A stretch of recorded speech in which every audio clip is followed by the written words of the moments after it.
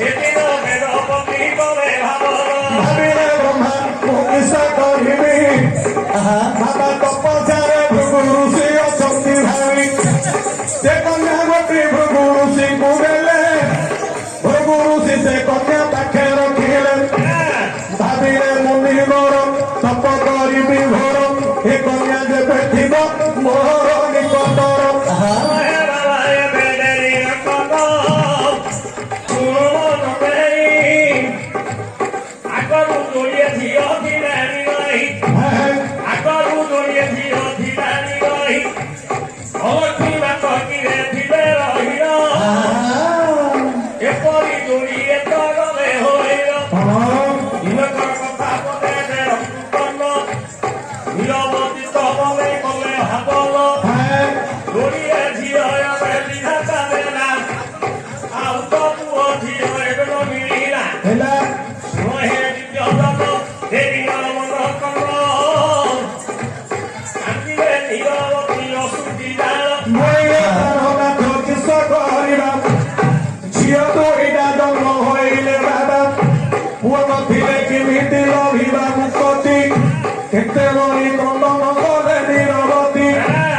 ভিতর কথারে বরুণ জানিলে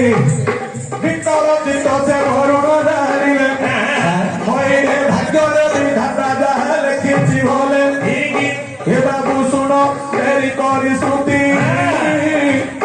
দুইটা ঝিଅ সিনা ଦେଖ ରହିଛନ୍ତି ହେଲେ ଦୁଇଟା ଝିଅ ହେଇଲା ଆଉ ଗୋଟେ ଝିଅ ହବ ହେଲେ ବାପା ନୀଳବତୀ କାନ୍ତି କହିଲା ସମୟରେ ବରୁଣ କହିଲେ ଭାଗ୍ୟରେ ଯାହା ଅଛି ତାହା ନୀଳବତୀଙ୍କର ଅଶ୍ରୁପାତରୁ ଗୋଟେ ଝିଅ ଜନ୍ମ ହେଲେ ନୀଳରୁ ଜନ୍ମ ହେବା ସକାଶେ ସାନ ଝିଅ ନା ହେଲା ନୀଳା ଆଉ ଗୋଟିଏ ପୁଅଟି କାନ୍ଦିବା ସମୟ ଡାହାଣ ପଟଙ୍କର ଜନ୍ମ ହେଲା ସେଇଟା ହେଲା ଚନ୍ଦ୍ର ଚନ୍ଦ୍ର ତିନି ଭଉଣୀରେ ଗୋଟିଏ ଭାଇ ହେଲା ଚନ୍ଦ୍ର ତିନି ଭଉଣୀ ଗୋଟେ ଭାଇ ହେଲେ ଚନ୍ଦ୍ର ଜଳଧର ଜନ୍ମ ହେଇଛି ସେ ଯାକ ଅଲଗା ଏପରି କେତେ ଦିନ ତାଙ୍କର ବିତି ଗଲା ଲକ୍ଷ୍ମୀ ଦେଖି ପ୍ରଭୁ ଆନନ୍ଦ ପରା ପିତା ମାତା ତମରେ କଲେ ଭାବନା ଗର୍ଭରୁ ଆସିଅଛି ଝିଅ ଋଷିନା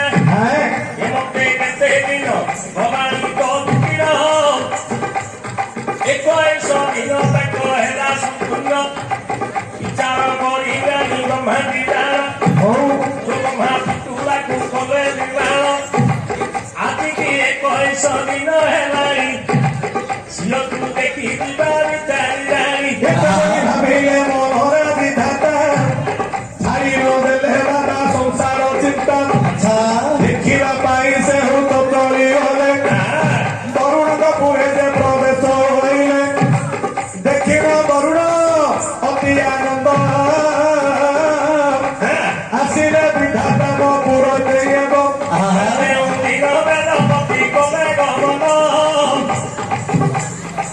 ନାରଦ ଋଷି ଦୋଳିଏ ତାର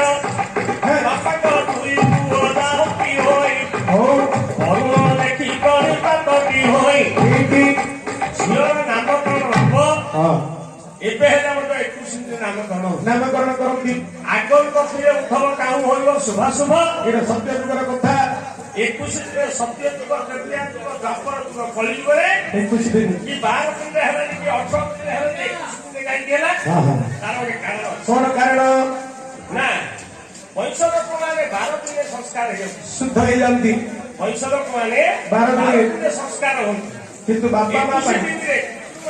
ସଂସ୍କାର ହୁଅନ୍ତି ବାପା ମା 21 ଦିନ ପର୍ଯ୍ୟନ୍ତ ହଉଛି ହେଲେ 21 ଦିନ ମତେ କାହିଁକି ରହୁଛି ନା ବାପାଙ୍କ 10 ଇନ୍ଦ୍ର ମାଙ୍କ 10 ଇନ୍ଦ୍ର 20 ହେଲା ଗୋତ୍ର ଯାହାର ଯୋଉ ଗୋତ୍ର ହେଇଥିବ ସେ ଗୋତ୍ର ପରେ ମତେ ଦୋଷ ରହୁଛି ସେ ଗୋତ୍ରକୁ ମିଶେଇକି 21 ହେଇଗଲା ହେଲା ଛିଲା ହେଲେ ଆସିକି ନାଁ ଦେଲେ ଲକ୍ଷ୍ମୀ ବୋଲେ କି ଆଉ କି ନାଁ ନ ଦେଲେ ତାର ଗୋଟେ କାରଣ ଅଛି କଣ କାରଣ ନା ବେଦରେ ଯାହା ଲେଖିଛନ୍ତି ବିଧାତା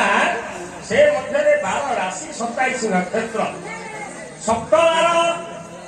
11 କରଣ ଏ ନାମକରଣ ଧରିକି ନକ୍ଷତ୍ର ଧରି ମେଷର ଅଧିପତି ହଉଛି 3ଟା ନକ୍ଷତ୍ର କଣ କଣ ନକ୍ଷତ୍ର ଅଶ୍ୱିନା 2ଟା ଏ ତିନିଟା ନକ୍ଷତ୍ର ହଉଛନ୍ତି ମେଷ ରାଶିର ଅଧିକାରୀ। ଅଧିକାରୀ ସେ ଦିନଠୁ ହଁ ମେଷ ରାଶି ଲଗ୍ନ ପଡିଛି। ଆଚ୍ଛା ଅଶ୍ୱିନ ଭୋଗ ହେଇଯାଇଛି, ଦିଟା ଭୋଗ ହେଇଯାଇଛି, ହଁ ହଁ ଆଗରୁ ଭୋଗ ହେଇଛି। ହେଲା ଲ ଲି ଲେ ଲୋ ପ୍ରଥମ ପାଠ ଆଣିଲେ ଲ ଲି ଲୋ ଏ ତିନିଟା ଅକ୍ଷର ଦେବାକୁ ପଡିବ ନା ତିନିଟା ଅକ୍ଷର ହଉଛି ଦୁର୍ଗା ନକ୍ଷତ୍ରର ପାଦ ହଁ ହେଲା ହେଲା। ହଁ ବେଦପତି ବ୍ରହ୍ମା କହିଲେ ନା ହବ ଲକ୍ଷ୍ମୀ। ଲକ୍ଷ୍ମୀ ହେଇଗଲା। ଲକ୍ଷ୍ମୀ ନା ଦେଲି ଆମେ ବିଚାର କଲେ ଧନ୍ୟବାଦ। ଧନ୍ୟବାଦ। ଓରୁ ବିଧାତା ଯୋ ନାମ ଗୋଟି ଦେଲେ ଦିନ କୁଡ଼ିର ତାକ ବଢୁ ନଥାଇ ଶୁଣ ହେ ଜଗତ ହେ ବରଷେ ଦିନ ହେଲା ସମ୍ପୂର୍ଣ୍ଣ କ୍ରମେ କ୍ରମେ ଝିଅ ତ ବଢି ଯାଉଅଛି ଚନ୍ଦ୍ର ପକ୍ଷେ ଦେଶରେ ରହୁଅଛି ଶଶୀ ବରଷ ବରଷ ବହୁ ବିତି ଗଲା 4 ବର୍ଷ 4 ମାସ ଯେବେ ହେଲା ଭାବିଲେ ବରୁଣ ଯେ ମନପତି ତାହାକୁ ବରୁଣ ଡକାଇ ନୀତି ନୀତି ହେ ବାଉରି ଦେଲି ନକନ ସାଂଖ୍ୟ ବ୍ରାହ୍ମଣ କଲେ ଲେଖନ ଅବିଦ୍ୟା ଜୀବନ ଶୂନ୍ୟ ଦିଗ ଶୂନ୍ୟ ବାନ୍ଧବା ଅପୁତ୍ରିକ ଗୃହ ଶୂନ୍ୟ ସର୍ବଶୂନ୍ୟ ଦରିଦ୍ରତା ସର୍ବଶୂନ୍ୟ ଦରିଦ୍ର ଲୋକ ମୋର ଝିଅଟି ଜନ୍ମ ହେଲେ କିସ ହବ? ହଁ ମୁଁ ତାକୁ ଯଦି ବିଦ୍ୟାର ଯଦି ଶିକ୍ଷା ନ ଦେବି ନ ପଢେଇବି ଆଉ ନ ପଢେଇବି ତାହେଲେ କର୍ମଫଳ ମୁଁ ଭୋଗ କରିବି। ନିଜର ଦୋଷ ହରେ ଗୁରୁଦ ଭଳିଆ ଚିନ୍ତା କଲେଣି ସେଦିନ ବୃହସ୍ପତି ଚାଲିଗଲେଣି ବରୁଣ ପୁର କୁହେ ଗଲେ ଚାଲି ବରୁଣ ପାଦରେ ପଡ଼ିଲେ କୁହାରି ଆଜ୍ଞା ଗୁରୁଙ୍କୁ ସେଦିନ ବହୁତ ମାନ୍ୟ କଲେ ବସିବା ପାଇଁ ସୁଧ ଆସନ ଦେଲେ ଉଧକୁ ପୁତିଲେ ବୟର ତାଙ୍କର ପଚାରିଲେ ସେଦିନ ତାକୁ ଗୁରୁବର କାହିଁକି ଡକାଇ ଅଛନ୍ତି ଆପଣ ସବୁ କଥା ଯାକ କହିଦେଲେ ବରୁଣ ସମୟରେ ଦେବକୁ ଅନେଇଲେ ସବୁ ପୁରାଣରେ ଆଚ୍ଛା ପୁଅ କି ଝିଅ ଜନ୍ମ ହେଲା ମାତ୍ରକେ ହଁ ପଞ୍ଚମ ଦିନରେ ପ୍ରଥମରେ ବାପା ବାପାକୁ ଚିହ୍ନିବ ଅନ୍ତୁଳି ସାମରି ପ୍ରତିକା ଘରରେ ହଁ ପୁଅ ହଉଛି ଝିଅ ଏଇଟା ମୋର ବାପା ବୋଲି ସେ ପାଖରେ ଦୃଷ୍ଟି ଅନେଇବ। ଅନେକ ଆଖିଟା ବ୍ୟବହାର ମଧ୍ୟ ପରୀକ୍ଷା କରନ୍ତୁ 5 ଦିନ ବିଷ୍ଣୁଙ୍କ ସହିତ ପ୍ରହ୍ଲାଦ ଜନ୍ମ ହେଲା ଜନ୍ମ ହେଲା ସମୟରେ ହିରଣ୍ୟ ଆସି ଦେଖିଲା ଦେଖିଲା ହିରଣ୍ୟର ଦୃଷ୍ଟି ପ୍ରହ୍ଲାଦ ଦୃଷ୍ଟି ପଡ଼ିଲା ପଡିଗଲା ସୁଧର୍ମା ବିଚାର କଲା ଚିନ୍ଦେଲା ଲକ୍ଷ୍ମୀଙ୍କର ଦୃଷ୍ଟିଟା ହଁ ଅରୁଣଙ୍କର ଉପରେ ପଡିଲା ବୃହସ୍ପତି ବିଚାର କଲେ ଲକ୍ଷ୍ମୀଙ୍କ ପାଖରେ ସୌଦା କଳା ଅଛି ଆଚ୍ଛା ଭଗବାନ